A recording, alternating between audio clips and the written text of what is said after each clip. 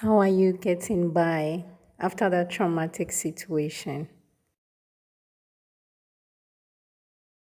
We lose our self-esteem, and so we tend to seek validation from people. And so I want to tell you today that I know how you feel. I know that it's been difficult. I know that you are trying to get by, and so um, it hasn't been.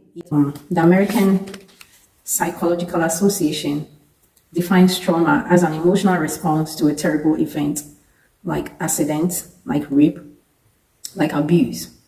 And trauma can take different forms, but the most the acute trauma, the chronic trauma, and then the complex trauma.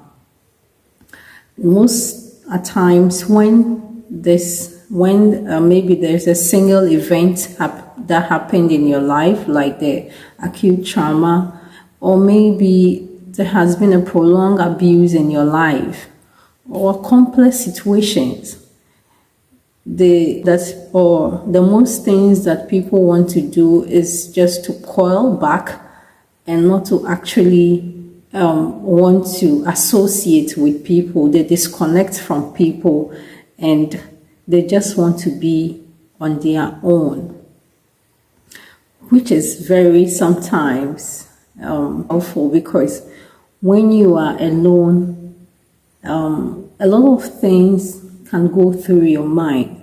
This is the time you need the support of your friends, your family, loved ones. But in our today's society, it's actually even difficult to open up to people about how you actually feel because of the way people judge. Like the saying goes that all human beings are judgmental in a way. And so in as much as they empathize with you, sometimes they judge you. And so because of that judgment, you would want to quell and not actually um, confide in anybody. You just disconnect totally from everybody. And sometimes too, when this happens, we become people pleasers. We do not know how to defend ourselves. We do not know how to stand up for ourselves. We do not even know, we just suppress how we actually feel and put others' needs before us. We lose love. I totally want to empathize with you. And first of all, let me issue a disclaimer. This is not a platform where we diagnose trauma. This is just personal self-help or advocacy for people that are living with trauma. That's even though if nobody is hearing you, I want to tell you that your concerns are legit and you have every right to feel the emotions you are feeling. Most of the times when these issues happen, people just want you to just get over it. Maybe loss of a child, maybe you just been diagnosed with a certain sickness, or maybe you've gone through several abuse, rape, you've been rejected. It comes across. I might not be able to mention yours, but it doesn't mean that your situation is not valid. And so, in as much as nobody wants to pay attention or nobody wants to validate your emotions, I want to tell you that what you are feeling, you have the right to feel that after that traumatic event. And so sometimes it's not everybody, or people wouldn't actually understand you. People wouldn't actually feel the way you feel. It takes a lot to be you actually. And so for you to go through that and still be alive and still you are strong and still you are pushing through, and it keeps pulling you down, it keeps pushing you down no matter how you try to get up. I want you to know that your feelings are actually validated, and it is okay not to be okay sometimes. It is okay not to be okay sometimes. My heart goes out to those that lost their parents or lost loved ones to tragic situations like earthquake, like accidents and all that. And those that are actually have gone through a lot of abuse from their partners, both men and women. And for those that life has become very difficult for you, and you also don't know where to turn to. It seems like everything is against you, right from childhood till today. I want to tell you that you are not alone, and it's difficult, and your feelings are actually validated sometimes. My prayers and my heart goes out to you. Um, um,